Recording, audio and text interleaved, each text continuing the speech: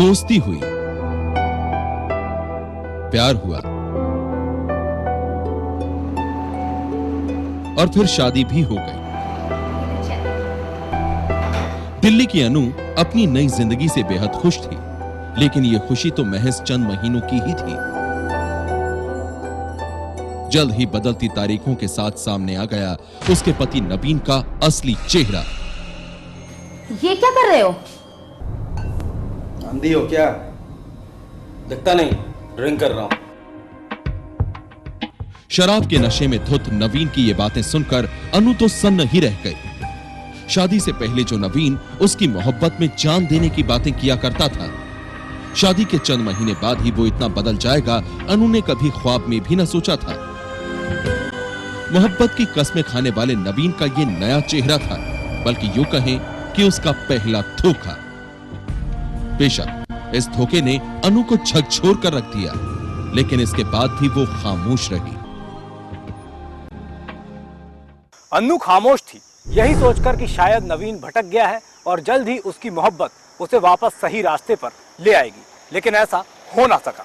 शराब की लत ने नवीन को ऐसा बिगाड़ा कि उसने अनु की जिंदगी में तूफान खड़ा कर दिया। अनु ने तो यही सोचा था कि उसकी मोहब्बत नवीन को सही रास्ते पर ले आएगी, लेकिन हुआ ठीक उल्टा। नवीन को शराब की ऐसी लत लगी कि वो पक्का शराबी बन गया।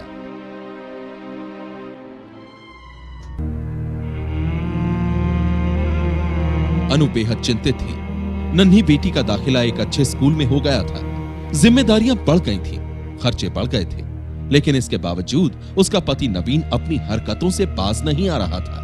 आखिर हुआ वही जिसका अनु को डर था। शराब की लत की वजह से नवीन ने अपनी नौकरी भी छोड़ दी, और जब अनु ने इसका विरोध किया तो सामने आ गया नवीन का सबसे घिनौना चेहरा। तुम चाहती हो कि मैं नौकरी करूं, पैसे कमाऊं, क्यों? हाँ, एक पत्नी होने के नाते मैं तुमसे इतनी अपेक्षा तो रख सकती हूँ ना। वाह, क्या भाषण है। एक पत्नी होने के नाते तो मैं इतनी अपेक्षा रख सकती हूँ। तो सुनो, एक पति होने के नाते मैं भी अपेक्षा रख सकता हूँ कि तुम कमाओ और मैं खाऊं। और सुनो, आज के बाद यही होगा।